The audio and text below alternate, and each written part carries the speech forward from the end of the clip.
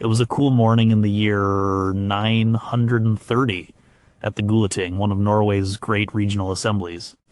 The ground was damp from the night's rain. Hundreds of free men gathered, their faces serious. At the center stood a man named Thorolf Magnusson. He was not on trial for theft or for harming another man with an axe. His crime was words. Weeks earlier, in a dispute over a property line, Thorolf had called his neighbor Ketil a Nidingr in front of several witnesses. This was no simple insult.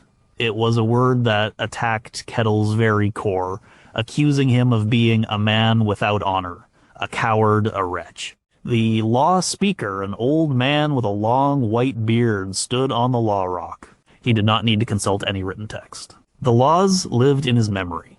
He spoke clearly, his voice carrying over the crowd. He recited the law concerning slander. The fine for calling a man Nidingr without cause was full compensation, 3 marks of silver. 3 marks of silver was the same penalty a man would pay for inflicting a deep, disabling wound on another in a fight. It was a fortune. It was enough silver to buy a small farm or a team of 6 oxen. Thorolf stood there, his face pale. His angry words, spoken in a moment of frustration, were now weighed on the same scale as a physical blow from a sword. This was the world of the Vikings. A man's reputation, his Drydenskaper or honor, was not an abstract idea. It was his most valuable possession. It was worth as much as his own body. It was worth more than silver, and it was certainly worth more than a fight. Number 21, a well-made comb was better than a dull sword. Bjorn was not a warrior. He had never held a sword in a shield wall. His hands were calloused, but not from the grip of an axe handle. They were calloused from bone, antler, and wood. He was a comb maker in the bustling town of Hedeby around the year 850. His workshop was a small, smoky hut near the harbor, filled with the sharp smell of cut antler and burning charcoal. For Bjorn, a man's worth was not measured in the enemies he had slain, but in the precision of his craft. His most prized material was red deer antler. He would get it from hunters who came down from the forests to the north. They would trade the heavy racks for finished goods like iron nails or pottery from the Rhineland. Bjorn would inspect each piece carefully. He looked for thickness, for density, for a lack of cracks. A good piece of antler was the foundation of his work. He would spend hours sawing the antler into flat plates, a slow and dusty job. His saw was a simple iron blade, and his arm would ache by the end of the day. Once he had the plates, the real work began. He used a series of small knives and files, tools he had made himself or traded for. He would shape the comb, carefully cutting the teeth. This was the most difficult part. Each tooth had to be perfectly spaced, perfectly shaped. A single slip of the hand could ruin a week's work. One afternoon, a chieftain named Hrolf came into his workshop. And Hrolf was a large man, a raider who had seen battle, but he was not here for weapons. He watched Bjorn work, his eyes following the movement of the small knife. Bjorn was finishing a comb. It was a beautiful piece.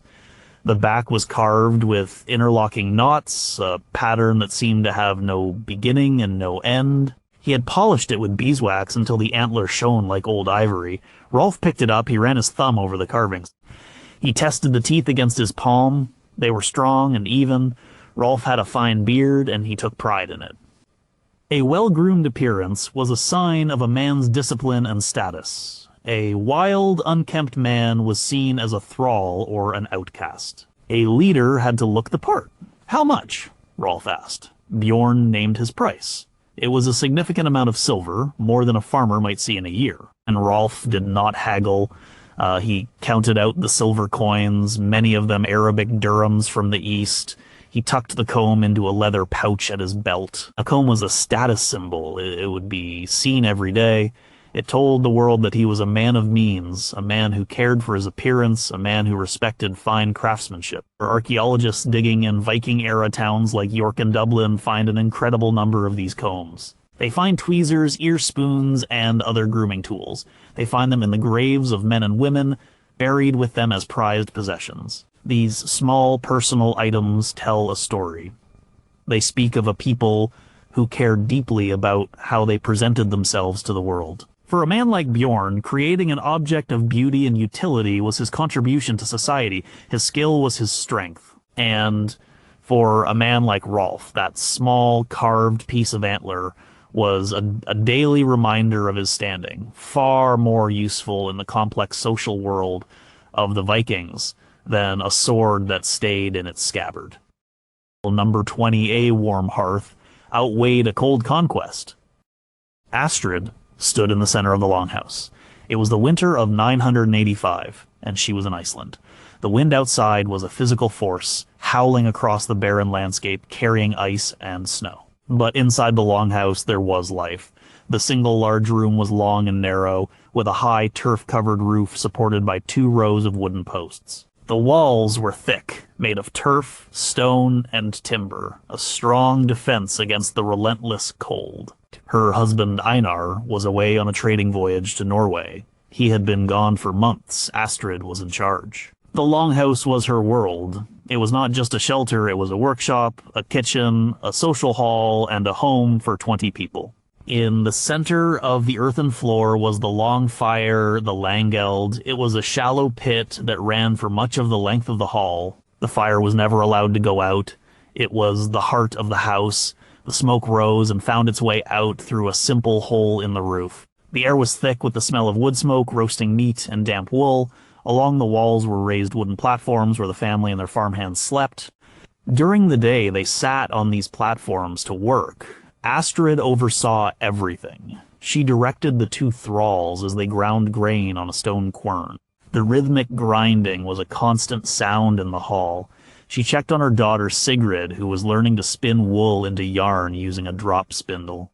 The wool came from their own sheep, the animals that kept them alive in this harsh land. Sigrid's fingers were clumsy, but she was learning. Another woman was at the loom, a large, upright, warp-weighted loom that stood against one of the walls. She was weaving a thick woolen cloth, the clacking of the loom weights a steady beat in the rhythm of the house. This cloth would be used for clothing, for blankets, for the sails of Einar's ship when he returned. Nothing was wasted. This longhouse was a major investment. Einar and his father had spent 2 full summers building it.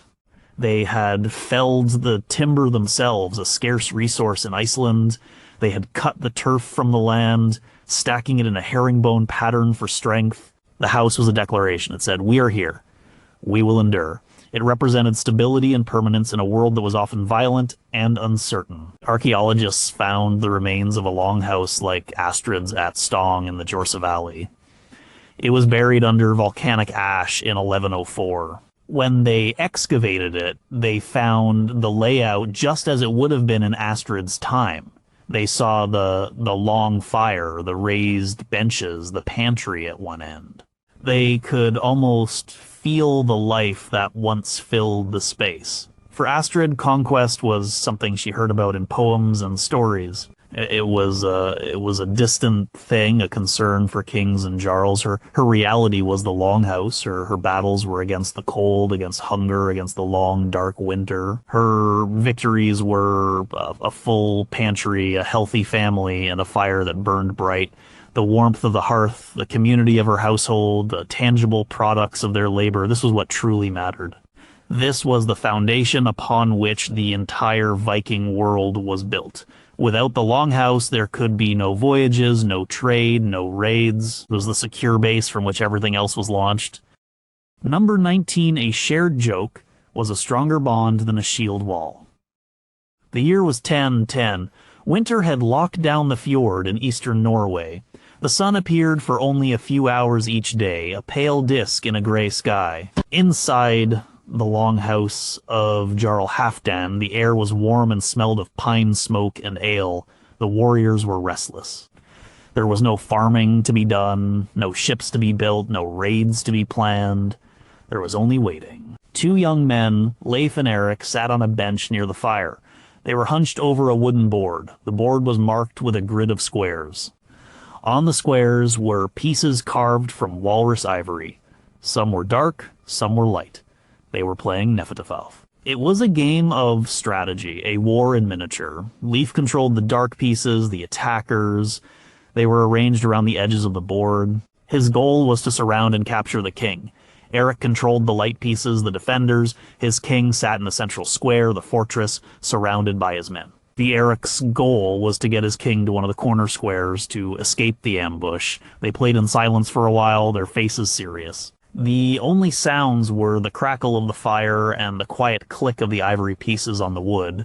Other men gathered around to watch. Still, they offered quiet advice or grunted in approval at a clever move. This was more than just a game to pass the time. It was a way to keep their minds sharp. It taught them to think ahead, to anticipate an opponent's moves, to see the whole battlefield. The skills they practiced on this board were the same skills they would need in a real fight. Leif made a move, trapping one of Eric's defenders between two of his own pieces. He removed the captured piece from the board with a smile. "One of your men falls," he said. Eric just nodded, his eyes already planning his next 3 moves. And he was not worried. He had a plan to break the encirclement. After a long, tense game, Eric saw his chance.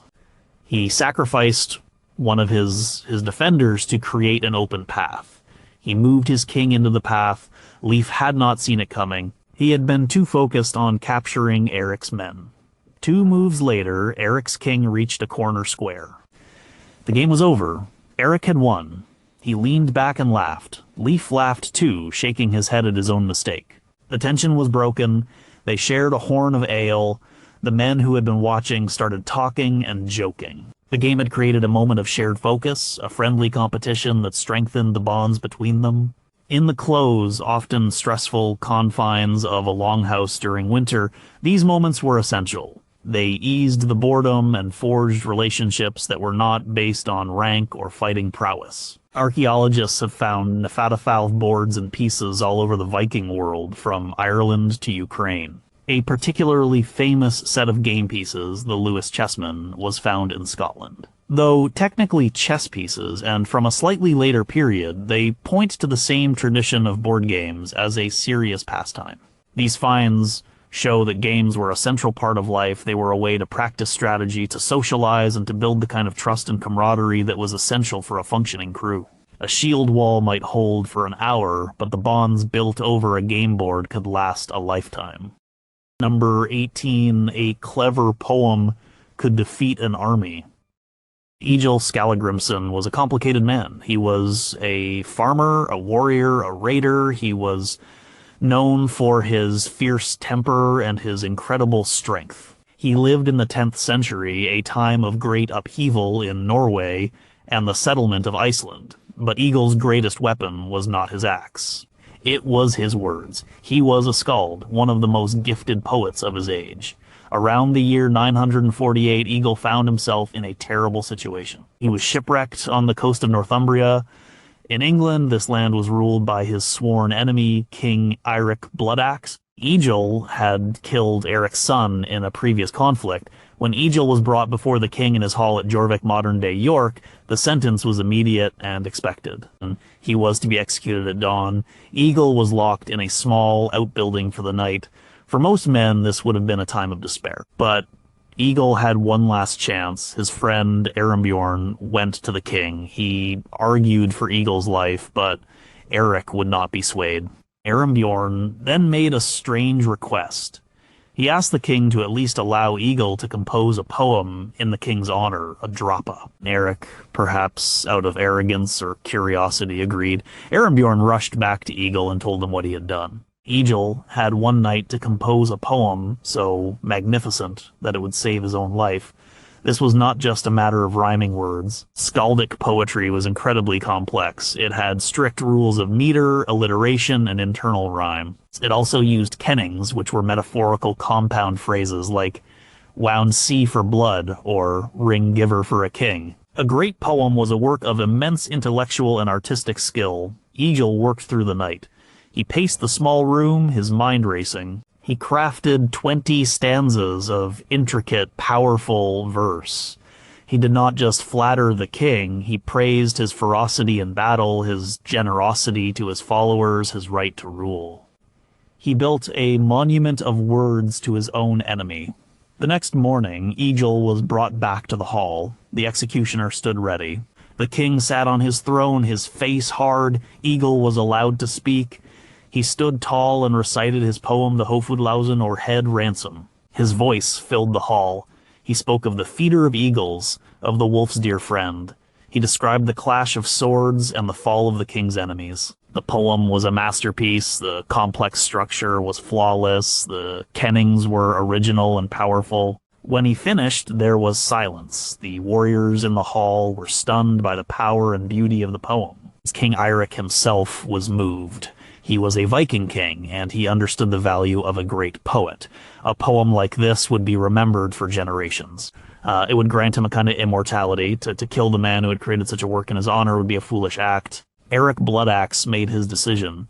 He said, "I give you your head." He spared Eagle's life. Eagle's words, his art, had been more powerful than the king's anger, more powerful than the executioner's axe. This story, recorded in Eagle's saga, illustrates the immense value placed on poetry. A great skald was respected and feared. Their words could build a reputation or destroy it. They could win favor, incite battles, or, in Eagle's case, save a life. And it was a form of power that was completely separate from physical strength. Number 17, a straight furrow was a mark of true strength. Thorgils was a farmer. His farm was in a valley in southern Iceland, not far from the coast. The year was 990. He was not a jarl or a chieftain. He owned his own land, his odel, and that made him a free man, a carl. For Thorgils, the world was not about distant shores and silver hoards. It was about the soil under his feet. His life was governed by the seasons. In the spring, as soon as the ground thawed, he would be out in the fields. His most important tool was the ard, a simple scratch plow, usually pulled by a pair of oxen. Plowing was hard, back-breaking work. The volcanic soil was thin and rocky. Thorgils would walk behind the oxen, his hands gripping the wooden handles of the ard, keeping the iron tip pressed into the earth. His goal was to plow a perfectly straight furrow. A straight furrow was not just about aesthetics. It was a sign of a good farmer. It showed that he was skilled, that he was patient, that he had control over his animals and his tools. It meant the field would be evenly planted and the harvest would be better. His neighbors would see his straight furrows and know that he was a man of substance, a man who took care of his land. A man's reputation in his community was built on things like this. He grew hay, which was the most important crop. The hay would feed his animals, his sheep, cattle, and horses through the long, harsh winter. A good hay harvest was the difference between survival and starvation. He also grew a small amount of barley. The barley would be used to make bread and porridge, and, most importantly, ale. Ale was a staple of the Viking diet and a crucial part of any social gathering. Thorgils worked alongside his family and a few farmhands. His wife, Gudrun, managed the dairy. She milked the cows and ewes and made butter and skyr, a thick, sour yogurt that was a vital source of protein. His children helped with herding the sheep, keeping them safe from the foxes that lived in the hills. The farm was a self-contained unit, a system where every person and every animal had a role. The Viking image is often one of raiders leaving their homes behind. But the vast majority of Norse people were farmers like Thorgils. The land was the foundation of their society. It was the source of wealth, status, and stability. A man's power was directly tied to the amount and quality of the land he controlled. The sagas are filled with disputes over land, not just over gold. Archaeological studies of Viking settlements, especially in Iceland and Greenland, confirm this. Scientists analyze pollen records and animal bones found at farm sites. They can tell what crops were grown, what animals were kept, and how the landscape was used. They see a people who were skilled farmers and animal husbanders who adapted their Scandinavian practices to new and challenging environments. For Thorgils, his farm was his legacy. It was what he would pass on to his sons. The raids he heard about were exciting tales for a winter evening, but the reality of his life was the rhythm of the seasons, the health of his livestock, and the straightness of his furrows. That was a victory he could see and touch every single day. Number 16. An iron rivet was more precious than gold. Canute was a shipbuilder. He worked in a shipyard on the shores of the Roskilde Fjord in Denmark around the year 1025. He was a master of his craft, a man who understood the soul of an oak tree. The ships built here were the pinnacle of Viking technology. They were the tools that made their world possible. They were vessels of trade, exploration, and war. Today, Canute was not working on a massive keel or shaping a graceful strake. He was focused on something much smaller, but just as important. He was making iron rivets. In a nearby smithy, a blacksmith hammered away, turning bog iron into long, thin rods. The rods were then brought to Canute. Knew a small, portable forge. He would heat the end of an iron rod in the charcoal fire until it glowed bright orange. Then, with a few quick, expert blows of a hammer, he would form a round head on one end. He would then cut the rivet to the correct length, a little longer than the thickness of two overlapping planks. He made hundreds of these a day. Each one had to be perfect. The strength of a Viking ship did not come from a heavy internal frame. It came from its flexible, clinker-built hull. The oak planks, called strakes, were overlapped and fastened together. And what held them together were thousands of iron rivets. Later that day, Canute was working on the hull of a new longship. He worked with an apprentice. They had already laid the new strake, overlapping the one below it by a few inches. They had drilled holes through both planks. The apprentice would insert a hot rivet from the outside. Inside the hull, Canute held a heavy piece of iron, a dolly, against the rivet head. The apprentice then hammered the other end of the rivet, the shank, over a small, square iron washer called a rove. This process, called clenching, created a strong, tight, and slightly flexible fastening. They worked their way down the plank, rivet by rivet. It was a rhythmic, noisy process. The clang of the hammer was the heartbeat of the shipyard. This ship, which would be over 20 meters long, would require more than 5,000 rivets. That meant thousands of hours of mining bog iron, smelting it, forging it into rods, and then making the rivets themselves. It was an enormous investment of labor and resources. In 1997, archaeologists in Roskilde Fjord excavated the remains of 5 Viking ships that had been deliberately sunk to block a channel. One of them, known as Skuldelev II, was a massive longship, nearly 30 meters long, built in Dublin around 1042.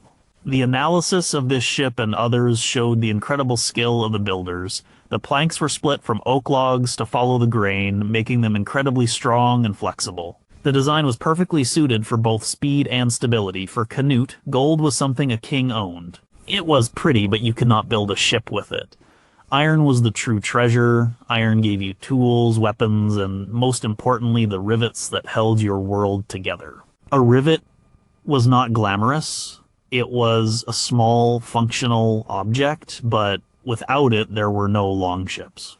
There was no trade with the East, no exploration of the North Atlantic, no connection to the wider world. The strength of the Viking Age was not built on gold, but on the quiet, unyielding strength of thousands and thousands of iron rivets, each one carefully made and expertly clenched. Number 15, a good law, was the sharpest weapon. The year was 1016. A man named Olaf Haraldsson was attempting to unify Norway under his rule. He was a great warrior, but he knew that swords alone could not build a kingdom. A kingdom needed laws. Olaf traveled throughout the country, attending the regional assemblies, the things. He did not just impose his will, he listened, he debated, he worked with the local chieftains and law speakers to create a legal code that people would accept. One of the most important of these assemblies was the Frostating, held on a peninsula in the Trondheim Fjord. Here, representatives from all the local communities gathered. It was an open-air meeting. There was no grand building. The authority of the thing came from the people who attended it, from the traditions it upheld.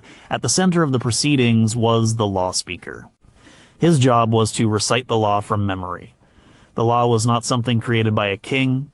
It was the collective wisdom of the community, passed down through generations. It covered everything from inheritance and land ownership to theft and murder. A case was brought before the assembly. 2 farmers were in a dispute over the ownership of a small island in the fjord. Both claimed it as part of their ancestral lands, and tempers were high. In a less ordered society, this dispute would have been settled with axes. But here, at the Thing, it would be settled with words and with law. Each farmer presented his case. They brought witnesses, they showed old carvings on stones that marked property boundaries. The law speaker listened patiently. The assembled men listened. This was not a trial with a judge and jury in the modern sense. It was a negotiation, a process of finding a consensus that the community could accept. The law speaker then recited the relevant sections of the law, where he spoke about how land was passed down, how boundaries were established, how disputes were to be resolved. The law was specific. It stated, for example, the compensation required if one man's cattle strayed onto another's land. It laid out a system of fines, called bog, for almost every conceivable offense. The goal was not always punishment. It was often about restoring balance, about preventing a cycle of revenge. After much discussion, a solution was proposed. The island would be divided. A new boundary stone would be set up with witnesses from both families present. Compensation would be paid by one farmer to the other for a perceived past injustice. The two men, who had been on the verge of violence, were brought to an agreement. They shook hands, the dispute was over. This was Olaf's real work of unification.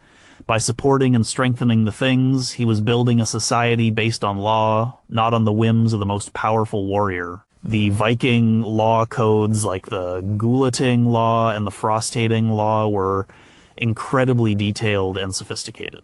They show a society that was deeply concerned with justice, order, and the rights of free individuals. The existence of the Thing was a powerful statement.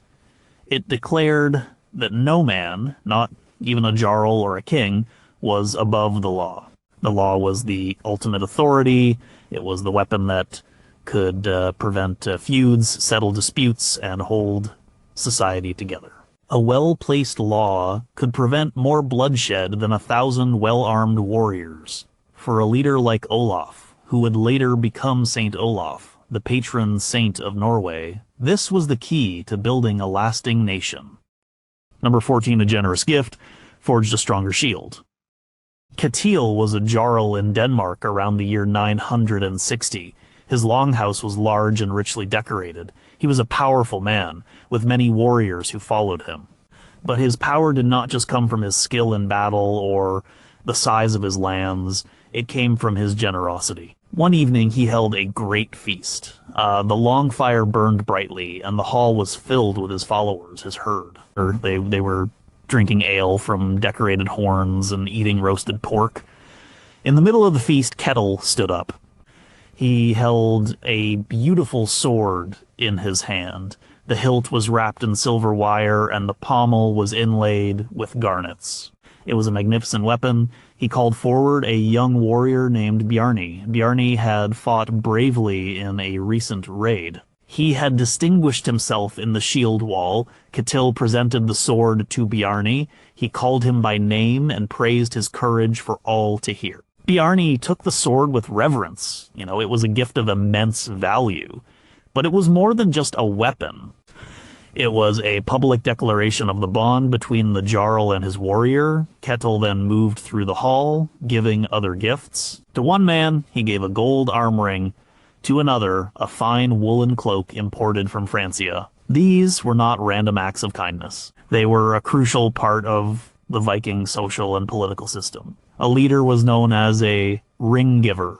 His job was to acquire wealth through trade or raiding and then to distribute it among his followers. This generosity was a form of social glue. It created a powerful bond of loyalty. By accepting a gift from his jarl, a warrior was entering into a reciprocal relationship. He owed the jarl his loyalty and his service in battle. The gift was a tangible symbol of this contract. If the jarl was stingy, his followers would leave him for a more generous leader. A leader without followers was no leader at all. This system is described again and again in Old Norse poems and sagas. In the poem Beowulf, which describes a similar Germanic society, the Great Hall of Heorot is where the king distributes treasure to his thanes. The poet calls the king a treasure guardian of heroes. This was the ideal of a good leader. The gifts also served to display the jarl's own power and success. A leader who could afford to give away swords with silver hilts and gold arm rings was clearly a man of great wealth and influence. It was a way of reinforcing his status in the eyes of his followers and his rivals. Archaeologists find evidence of this gift-giving culture in the graves of high-status Vikings. They find warriors buried with fine weapons and jewelry that they likely received from their leaders. They also find large hoards of silver, which may have been the personal treasuries of chieftains, a source of wealth to be distributed to maintain power. For a jarl like Catil, a pile of silver stored in a chest was useless. Its value was only realized when it was given away. A sword given to a loyal warrior was an investment. A gold ring on the arm of a follower was a public display of his own success. The shield wall was held together by the strength of men's arms, but the loyalty that made those men stand together was forged in the warmth of the hall, with the giving of gifts. A generous hand was the mark of a great leader. Number 13. A well-navigated ship was a greater victory than a captured town. The sun was low on the horizon, a smear of orange in a vast empty sky of water. Otter stood at the steering oar at the stern of his Nar. The year was around 890. He was not a raider, he was a merchant and an explorer from the far north of Norway, a place he called Hålogaland. His ship was not a sleek longship built for war. It was a Nar, a wider, deeper vessel designed to carry cargo. His cargo on this trip was walrus ivory, rope made from walrus hide, and fine furs. He was on a remarkable journey. He was not heading south to the familiar trading towns of Europe. He was sailing north and then east along the coast of the Barents Sea. He was sailing into the unknown. There were no maps, there were no charts. His only guides were the sun, the stars, and the land itself. Ottar was a master of navigation. He knew how to read the flight of seabirds to know if land was near. He could tell his position by the color and depth of the water. He understood the winds and the currents. At night, he used the North Star, the Leiterstjerne or leading star, to keep his course. He sailed by keeping the land on his starboard side, a method known as coastal piloting. He sailed for 15 days past the lands of the Sami people until he reached the White Sea in modern-day Russia. He met the Bjormians, the people who lived along the coast. He did not fight them, he traded with them. He was a man of peace, driven by curiosity and the desire for commerce. His journey was so remarkable that when he eventually traveled to England, his story was recorded. He told it to the court of King Alfred the Great.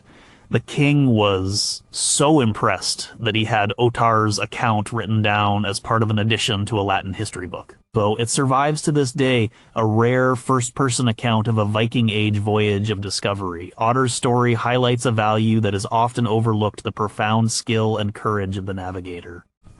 To take a ship out into the open ocean, with no compass, no GPS, was an act of immense knowledge and faith. These navigators built a mental map of the world. They memorized coastlines, landmarks, and travel times. A common unit of distance was the Dogr sigling, or a day's sailing, which was about 24 hours.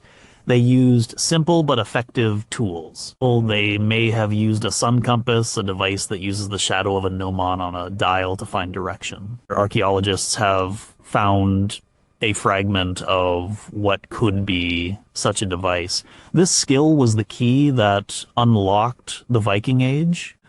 It allowed them to cross the North Sea to England, to settle the Faroe Islands, Iceland, and Greenland, and eventually to reach North America 500 years before Columbus. These voyages of settlement were not military conquests. They were feats of navigation and endurance. When a Norwegian sailor named Naddod was blown off course on his way to the Faroes in the 860s and sighted Iceland, it was a navigational accident that opened a new chapter of history. When Eric the Red, exiled from Iceland, set out to find the land to the west that another sailor had spotted, it was an act of deliberate, planned exploration. For a man like Ottar, a victory was not a town taken in a raid.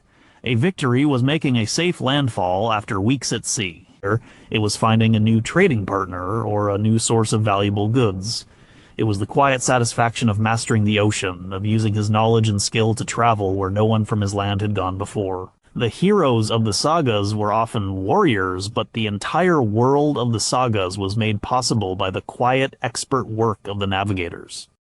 Number 12, a broken oath, was a deeper wound than any blade. The thing at Hegrons in Iceland was in session. It was the summer of 975. Two men, Thorir and Gudmund, stood before the assembly. They had once been friends, sworn brothers. They had performed the ritual of the Fossbregelag. They had let their blood mingle in the earth under an arch of turf, and they had sworn oaths to support each other as if they were true brothers, to avenge each other if one was killed. This was one of the most sacred bonds a man could enter into, but the bond had been broken. Gudmund accused Thorir of breaking his oath. A few months earlier, Gudmund had been in a dispute with a powerful chieftain. According to the oath, Thorir should have supported him without question. But Thorir, fearing the chieftain's power, had refused to help. He had made excuses, he had abandoned his sworn brother in his time of need. For Gudmund, this was a wound far deeper than any physical injury. An axe wound might heal, a broken oath poisoned a man's honor, his very place in society.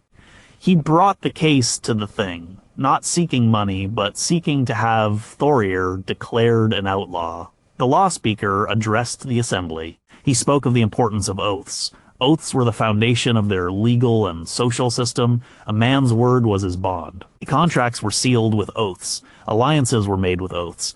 A man who could not be trusted to keep his word was a danger to the entire community. He was a weak link in the chain of trust that held society together. Witnesses were called. Men who had been present at the oath-swearing ceremony testified to the words that were spoken. Others testified to Thorir's refusal to help Gudmund.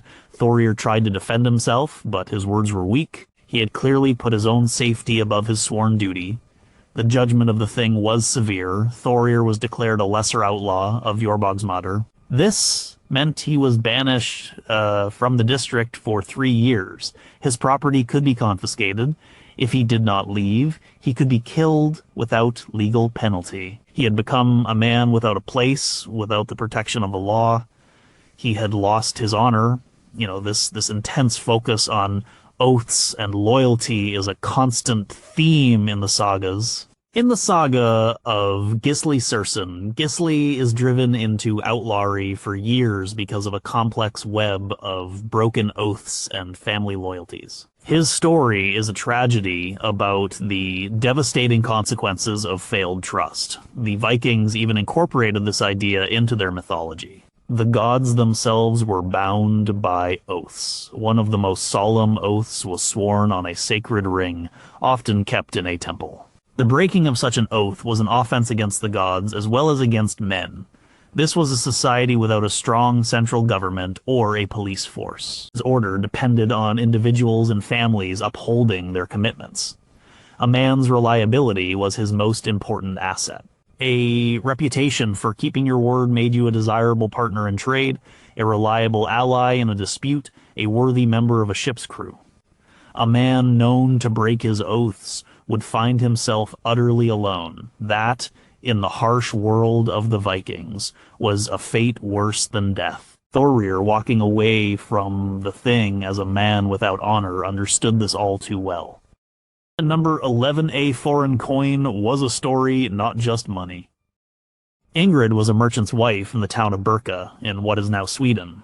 The year was 950. Birka was a vibrant hub of trade, a meeting point of cultures. Her husband Lars traveled east down the great rivers of Russia to the lands of the Abbasid Caliphate. When he returned, his ship was laden with goods. He brought silks from the Orient, glass beads, and spices. But for Ingrid, the most fascinating things he brought back were the coins. She had a small wooden box where she kept them. They were not just currency to her. They were objects of beauty and mystery. She would run her fingers over the silver dirhams from Baghdad and Samarkand. She could not read the elegant Kufic script, but she admired its beauty. The coins were so thin and light compared to the chunky silver pennies from England. Lars had told her stories about where they came from. He described the great cities of the East with their towering minarets and bustling markets. The coins were a tangible link to that distant world. Each one had passed through countless hands, a silent witness to a journey of thousands of miles. One day, Lars brought her a new piece for her collection. It was a pendant he had made. He had taken one of the dirhams, a particularly beautiful one, and attached a small silver loop to it so she could wear it on a necklace. This was a common practice. Viking age graves and hoards are full of foreign coins that have been pierced or modified to be worn as jewelry. This shows that the value of these coins was not purely economic, they were also status symbols. Wearing a necklace of Arabic silver coins was a way to show off your wealth and your connections to the wider world.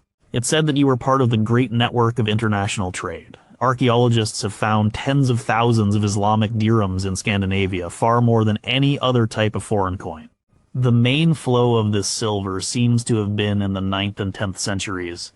It came up the Russian rivers, traded for furs, honey, wax, and thralls. This river of silver fueled the Viking economy. But it was not just about silver from the east. In a hoard found on the island of Gotland, archaeologists found coins from the Abbasid Caliphate, the Byzantine Empire, Persia, England, and the Frankish kingdoms all mixed together. A single small purse could contain a map of the known world.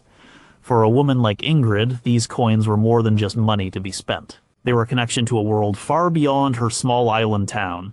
They were exotic, beautiful, and full of stories. The intricate patterns on a dirham spoke of a sophisticated culture. A Byzantine coin with the image of an emperor was a piece of imperial power. The Vikings were not just raiders who took what they wanted, they were also savvy traders who participated in a global economy.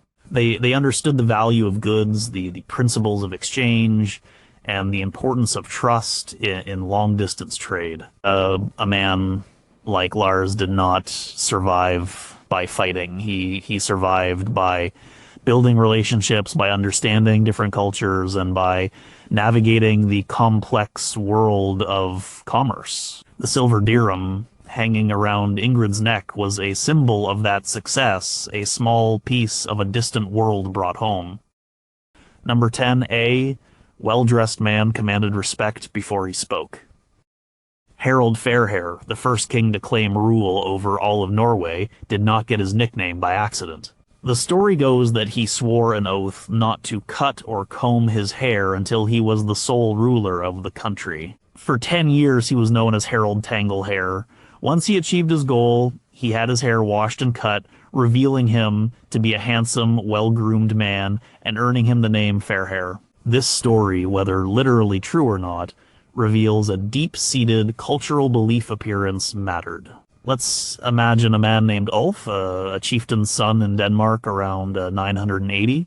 He is preparing to attend the regional thing. He does not put on his mail shirt or grab his axe. He prepares himself with as much care as if he were going into battle. He starts by washing. The Vikings had a reputation in other parts of Europe for being surprisingly clean. The Arabic envoy Ibn Fadlan noted their use of water for daily washing, and the English chronicler John of Wallingford complained that the Vikings were too popular with English women because they combed their hair daily, bathed every Saturday, and changed their clothes often. And Ulf washes in a wooden tub of water heated with hot stones from the fire. He uses a simple soap made from animal fat and ash. After washing, he combs his hair and his beard. His comb is made of bone, with decorative carvings. A neat beard and well-kept hair are signs of a man of status. He might even use a pair of iron tweezers to pluck any stray hairs. Next, he gets dressed. He does not wear drab, shapeless clothing. He wears a linen undertunic and a woolen overtunic. The wool has been dyed with bright colors. Red from the madder plant and blue from woad are particularly prized colors. They are expensive and a clear display of wealth. His tunic might be decorated with embroidered patterns at the collar and cuffs, or with tablet-woven bands of intricate design. He pulls on a pair of close-fitting trousers. Over these, he might wear leg wraps, long strips of wool that are wound from the ankle to the knee, providing warmth and support. On his feet, he wears soft leather shoes, carefully stitched. He fastens a leather belt around his waist, from which hang a knife and a small purse. Finally, he clasps a magnificent cloak over his shoulders.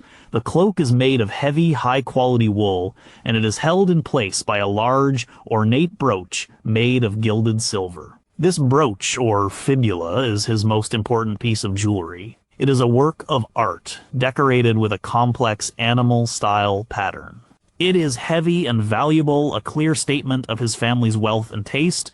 When Ulf walks into the assembly, his appearance speaks before he does. It tells everyone that he is a man of importance, a man from a powerful family, a man who deserves to be heard. Archaeological finds support this picture. We find the remains of brightly colored textiles. We find countless ornate brooches, pins, and buckles. We find glass beads from the East and amber from the Baltic used in necklaces. The Vikings were not the grimy, fur-clad barbarians of popular imagination, or they were a people who appreciated fine craftsmanship, bright colors, and who used their clothing and jewelry to communicate their identity, their status, and their wealth. For a young man like Ulf, looking the part was the first step to being taken seriously in the competitive social world of the Vikings. Number 9. Knowing a man's grandfather was key to knowing the man. Ragnhild stood with her father, looking out over their family's land in western Norway. It was the year 920. Her father was old now, his beard white.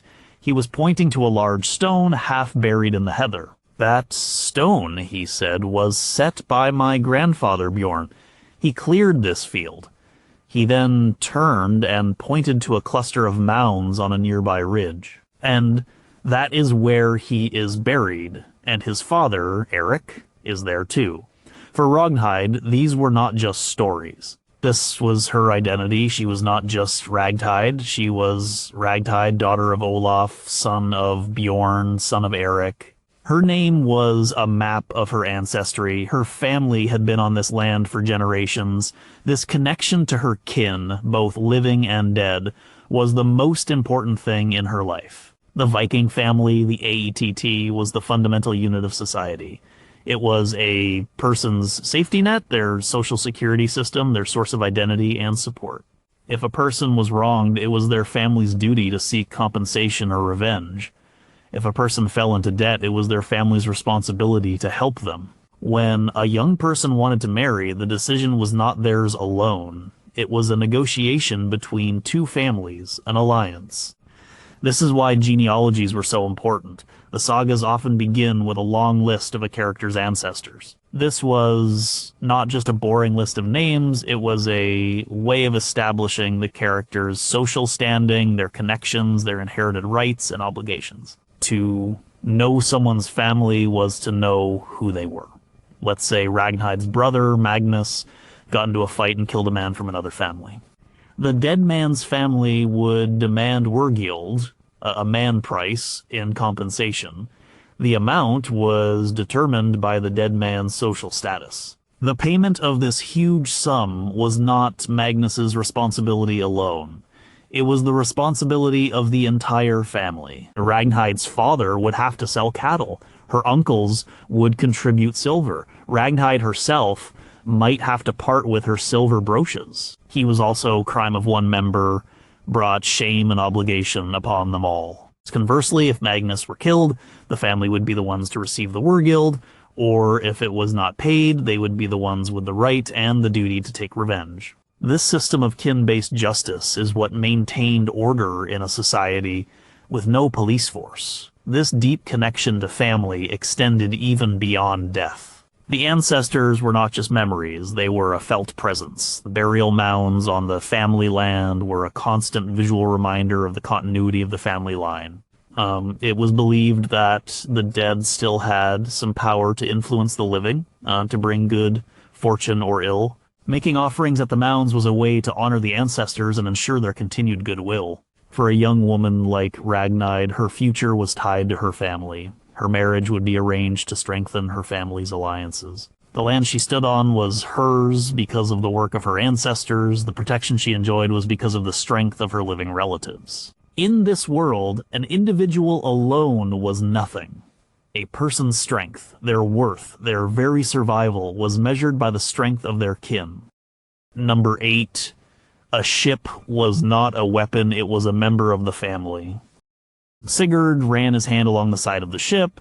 The oak planks were smooth under his palm, worn by years of salt and sun. The ship's name was Hav Ormen, the Sea Serpent, for Sigurd, a ship owner and captain from the island of Gotland in the year 995. This was not just a vessel. It was his partner, his home, his livelihood. It had a name and a personality. He had commissioned its construction 10 years earlier. He had selected the trees himself, ancient oaks from the island's interior. He had watched the shipbuilder and his crew shape the keel, split the logs into planks, and clench the thousands of iron rivets. He had seen it take shape from a pile of wood into a living thing. The ship was a work of art. The prow curved upwards into a fearsome dragon's head, its eyes inlaid with amber. The carving was not just for decoration, it was the spirit of the ship.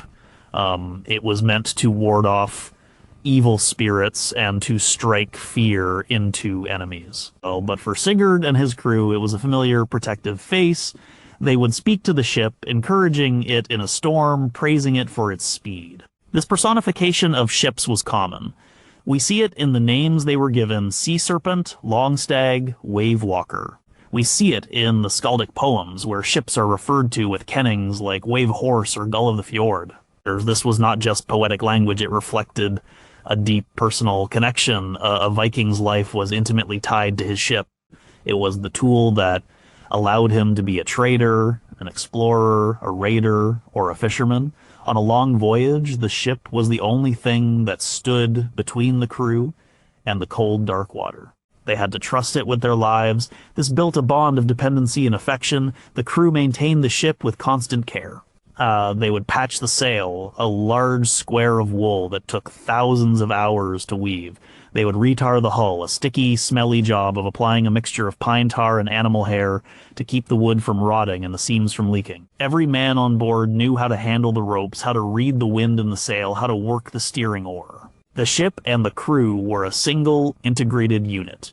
When a great chieftain died, his ship sometimes became his coffin. The Osberg ship, found in a burial mound in Norway, is a stunning example. A wealthy and powerful woman was buried in this incredibly ornate ship around the year 834.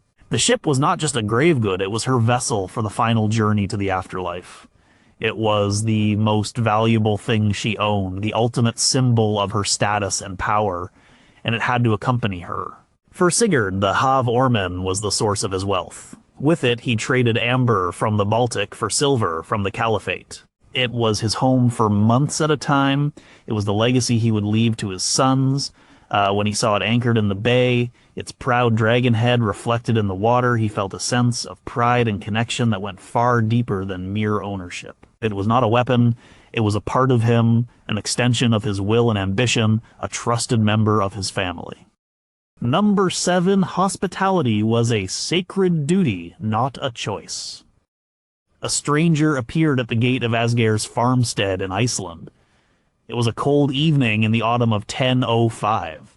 The man was weary from travel, his clothes damp. Asgeir did not know him. He did not know if the man was a friend or an enemy. It did not matter. Asgeir went out to meet him. "Welcome," he said. "Come inside and share our fire and our food." This was not just a suggestion, it was an obligation. The rules of hospitality were deeply ingrained in Viking society. They were a sacred duty. To refuse a traveler food and shelter was a shameful act, a black mark on a man's honor. The stranger was brought into the longhouse. He was given a seat near the fire. Asgeir's wife Helga brought him a bowl of hot stew and a horn of ale. He was not asked his name or his business. A guest was not to be questioned for 3 days. He was to be treated with respect and given the best that the house had to offer.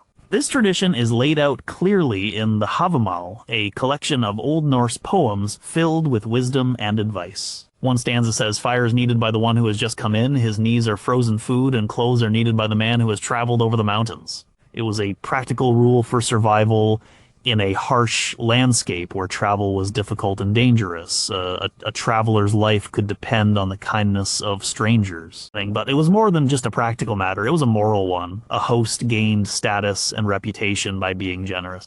A man known for his hospitality was a man who was respected in his community. His generosity showed that he was a man of substance, secure in his own wealth and position. After 3 days, Asgeir could ask the traveler his name and his purpose.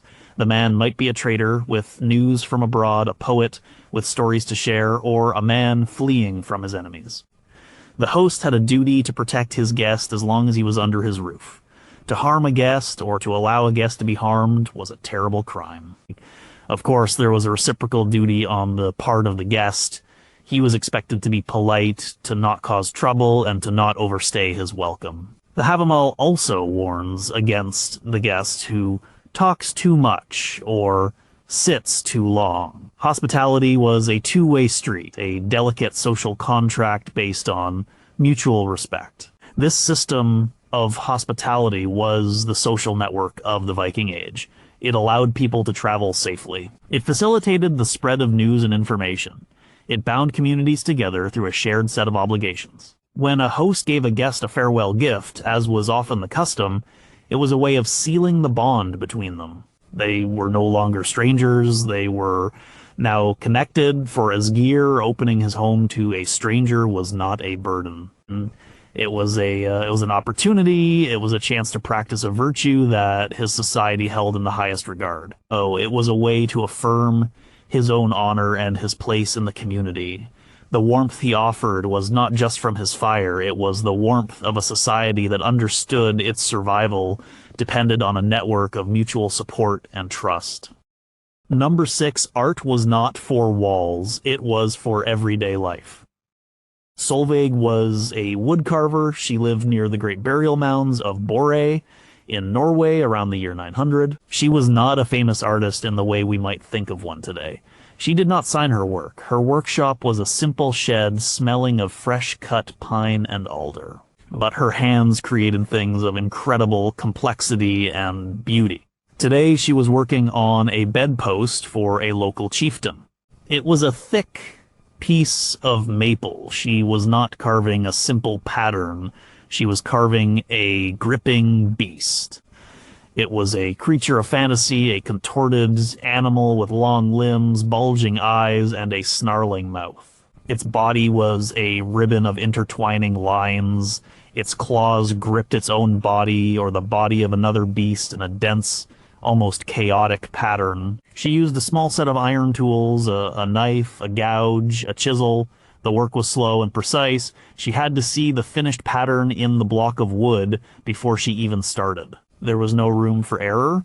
The Borre style, as it would later be called, was all about this powerful, intricate animal art. This art was not meant to be hung on a wall in a museum. It was meant to be part of life. It was on bedposts, on the prows of ships, on the handles of wagons, on sword hilts, and on jewelry. The Vikings decorated the objects they used every day. They believed that beauty and function should go hand in hand. The patterns were not just decorative, they were full of meaning and power. The gripping beasts might have been seen as protective figures warding off evil. The complex, endless knots might have represented the interconnectedness of fate, the threads that bound the lives of gods and men. This was an art form that was alive with energy and symbolism. Archaeologists have uncovered stunning examples of this everyday art. The animal head posts found in the Oseberg ship burial are masterpieces of wood carving. Each one is different, each carved with a fierce, dynamic energy. The detail is astonishing. These were not crude barbarians. They were master artists and craftsmen with a highly developed aesthetic sense. This love of intricate design can be seen in their metalwork as well. A silver brooch was not just a fastener.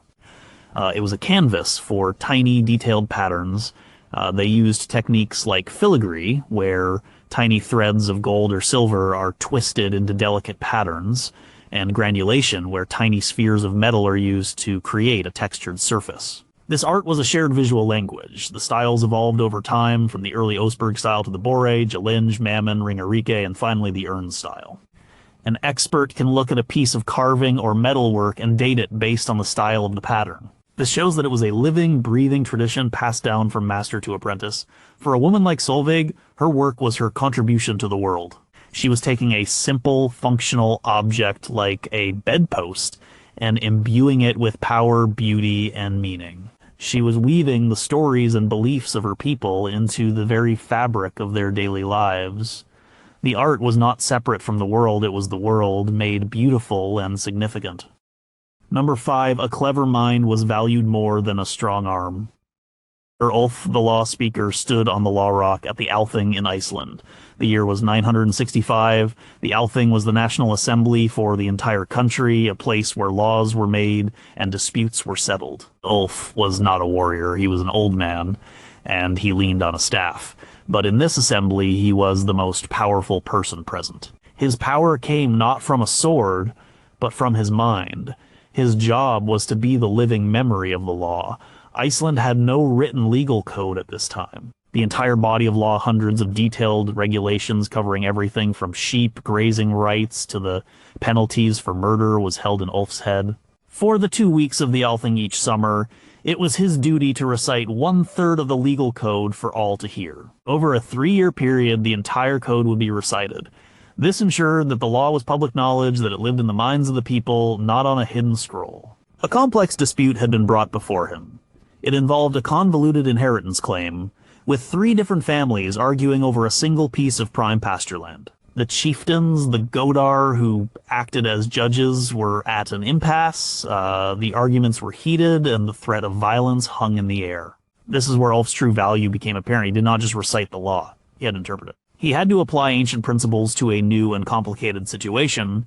He listened to all the arguments.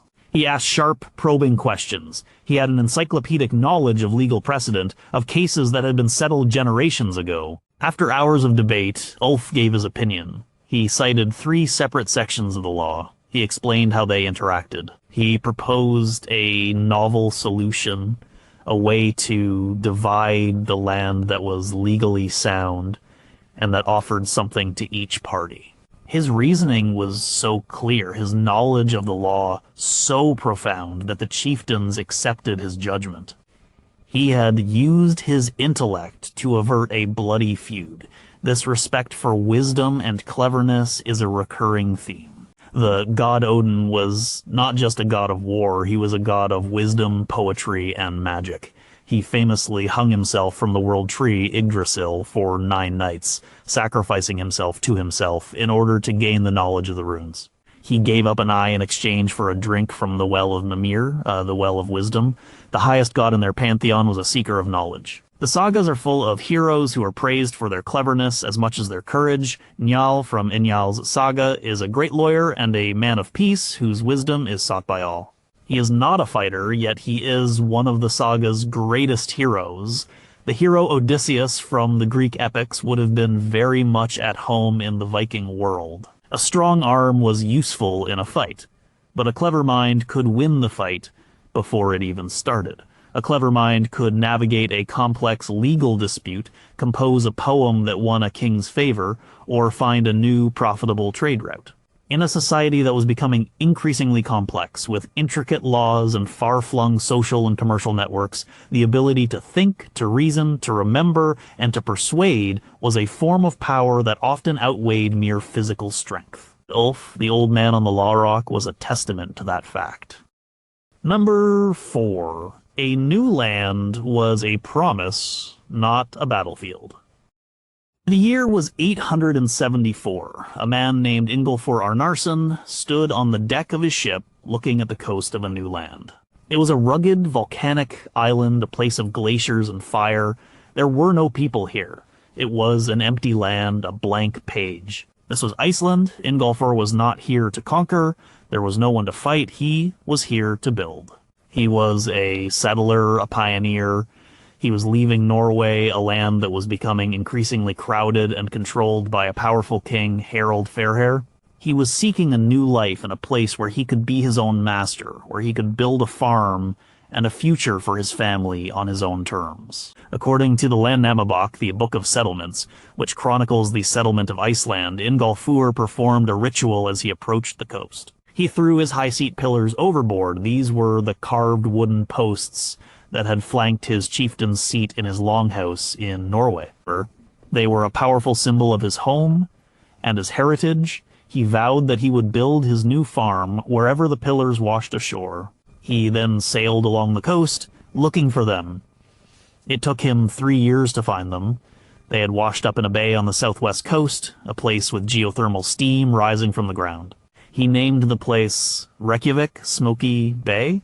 This is where he built his farm. This became the first permanent Norse settlement in Iceland. This story is about faith, about tradition, and about a vision for the future. Ingolfur was not a raider looking for a quick profit, and he was a farmer looking for land. He was a community builder. He brought with him his family, his livestock, and the social and legal traditions of his homeland. Over the next 60 years, thousands of people followed him. They came from Norway and from the Viking settlements in the British Isles. They were not an invading army. They were families. They were farmers, craftsmen, and chieftains, all looking for the same thing: land and freedom. They divided the land, established farms, and created a new society from scratch. This society was remarkable. It had no king. It was a commonwealth governed by a series of local assemblies and a national assembly, the Althing. It was a society founded on law and a spirit of fierce independence. The settlement of Iceland was one of the great achievements of the Viking Age. It was a massive undertaking requiring incredible seamanship, courage, and a powerful desire to create something new. We see this same spirit in the settlement of the Faroe Islands, Greenland, and the brief Viking presence in North America. These were not primarily military campaigns. They were voyages of exploration and settlement, driven by a search for new resources and new opportunities. For a man like Ingolfur, the greatest prize was not a chest full of plundered silver. It was a piece of good land where he could build a farm, raise a family, and be a free man. A battlefield is a place of endings, of death and destruction. A new, empty land was a place of beginnings, a promise of life and a future. The decision to leave everything behind and start anew in a wild and unknown place was an act of profound courage, and it was a choice that valued creation over destruction. Number 3, a trusted trading partner was a greater asset than a feared enemy. The marketplace at Kaupang was a riot of sound and smell. The year was 825. Kaupang on the coast of southern Norway was one of Scandinavia's first true towns. It was a seasonal trading center, a place where people from all over the known world came to do business. Arni was a merchant from this town. He was not a fearsome warrior. He was a man of numbers, of logistics, of relationships. His most valuable skill was his ability to build trust. His ship had just returned from a trip to Dorestad, a major trading port in the Frankish Empire. He had brought back fine Frankish glass, pottery, and wine. At his stall in the market, he met with a fur trader who had just come down from the north. The man's name was Kettle. He had a year's worth of prime beaver and marten pelts. These furs were highly prized in Europe. Arn inspected the furs. Kettle inspected Arn's goods. They began to negotiate. This negotiation was not a battle. It was a careful dance. Both men wanted to get the best deal, but they also knew they needed each other. Arni needed Kettle's furs, and Kettle needed Arni's access to foreign markets. They had dealt with each other before. There was a history of trust between them. They agreed on a price. No coins changed hands. This was a largely barter-based economy, though silver was often used as a standard of value and for larger transactions. The Arni would give Kettle a certain number of glass drinking vessels, some rolls of Frankish cloth, and a barrel of wine in exchange for the entire load of furs. They sealed the deal with a handshake and a shared horn of ale. This relationship was Arni's greatest asset. His reputation as a fair and reliable trader was more valuable than any weapon. It allowed him to get the best goods. It ensured that people would want to do business with him. This network of trust was the foundation of the vast Viking trading empire. This empire stretched from North America to Central Asia. Vikings from Sweden, the Rus, traveled down the great rivers of Russia. They traded with the Byzantine Empire in Constantinople, which they called Miklagard, the Great City. They traded with the Abbasid Caliphate through merchants on the Caspian Sea. They were not just raiding these places, they were building complex commercial relationships. They were a vital link in a global trade network. They brought furs, amber, walrus, ivory, and thralls from the north and sold them for silver, silk, spices, and other luxury goods from the south and east. This was not a smash and grab operation. It required sophisticated organization. It required knowledge of different languages and cultures.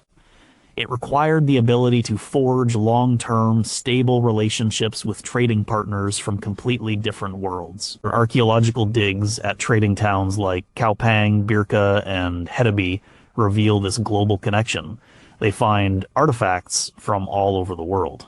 They find scales and weights used for measuring silver, a sign of a sophisticated commercial economy. For a merchant like Arn, the world was a network of opportunities, not a collection of targets. A feared enemy might give you his silver once, but a trusted trading partner would do business with you for a lifetime. The wealth generated by this trade is what built the power and influence of the Viking world, and it was all based on the simple human principle of trust.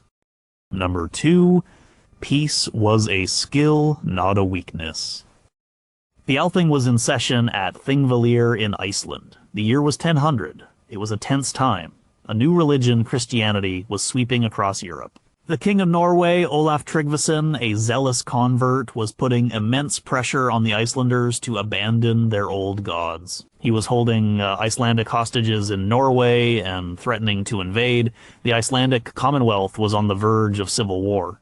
The society was split into two factions, the pagans and the Christians. Both sides came to the Althing armed and angry. It seemed that a battle was inevitable. A fight on the sacred ground of the assembly would tear the young nation apart. At this critical moment, a man named Thorgir Losvetnagadi stepped forward. Thorgir was a chieftain, a Godi. He was also the elected law speaker for that year, and he was a pagan. He was asked by both sides to make a decision to choose a law for all of Iceland. This was an incredible responsibility. Either choice would infuriate half the population. Thorgir did something extraordinary. He went to his tent and lay down. He pulled a cloak over his head and stayed there for a full day and a night in silence, thinking. The next day he emerged. He went to the Law Rock and he spoke. He gave a powerful speech. He argued that a nation divided against itself by two different laws could not survive.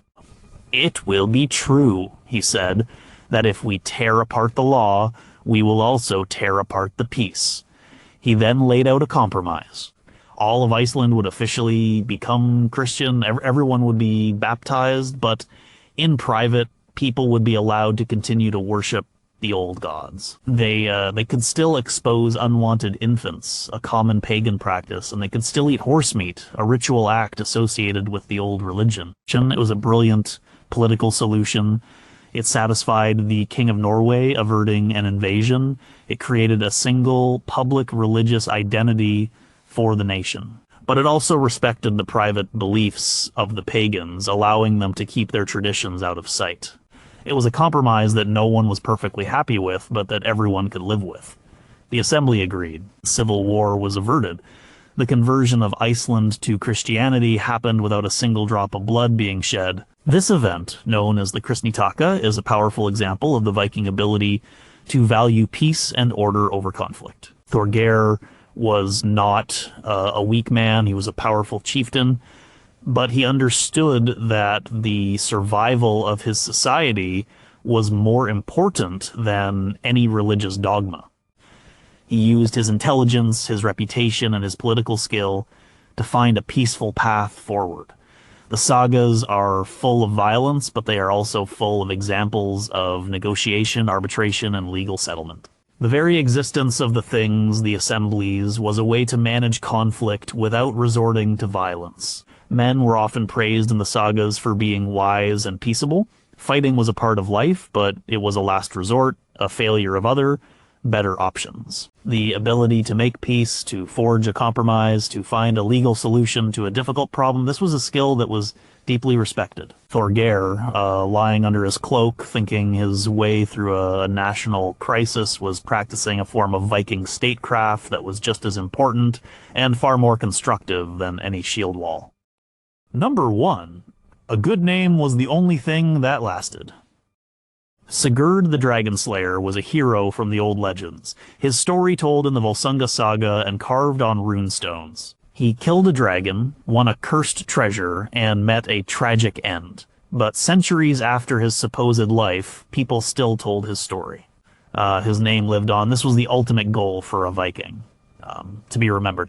Let's imagine an old woman named Astrid sitting by the fire in her long house in Orkney in the year 1020. Her grandchildren are gathered around her. She is telling them the story of her own grandfather, Hakon. And Hakon was not a dragon slayer. He was a farmer and a fisherman, but he had lived a life of honor. Astrid tells the children how he was known for his fairness in dealing with his neighbors. She tells them how he never broke an oath. She tells of the time he gave shelter to a shipwrecked crew for an entire winter, sharing his limited food with them. She tells them how he was respected at the local thing for his good judgment. He was not famous, his name was not carved on a runestone. But here in this longhouse, his name was alive. His story was being passed down. He had achieved a kind of immortality. Cattle die and kinsmen die, and so one dies oneself, but a good name never dies for the one who gets it. This stanza was the core of the Viking value system. Wealth could be lost, power was fleeting, your own body would fail. The only thing that truly endured was your reputation, the story that people would tell about you after you were gone. This is why honor was so important. It was not an abstract concept, it was a practical concern. A man with a good name would be trusted in trade, followed in battle, and respected in council. A man with a bad name would be shunned and isolated. This is also why the skalds, the poets, were so important. They were the keepers of memory. A poem of praise could ensure that a chieftain's name would be remembered for generations. A poem of insult could destroy a man's reputation forever. The raising of runestones was another way to combat the finality of death. A typical runic inscription might read something like Gunna and Tok had this stone raised in memory of their brother Thorir. He was a very good Drengr. He died in the west on a Viking expedition, and they were not just marking a grave, they were writing a short, permanent story, a final statement about the deceased's character, ensuring that his name and his good reputation would not be forgotten by those who passed by. For Astrid, telling the story of her grandfather was a sacred duty. She was keeping his name alive. She was teaching her grandchildren what it meant to live a good life. It was not about great deeds of battle or piles of gold. It was about being a reliable kinsman, a generous host, a fair neighbor, and an honorable person. The Vikings sailed into the unknown, they fought fierce battles, and they built a world that stretched across oceans. But what they valued more than anything else was something they could not hold in their hands. It was the name they would leave behind. In the end, a good story was the greatest treasure of all.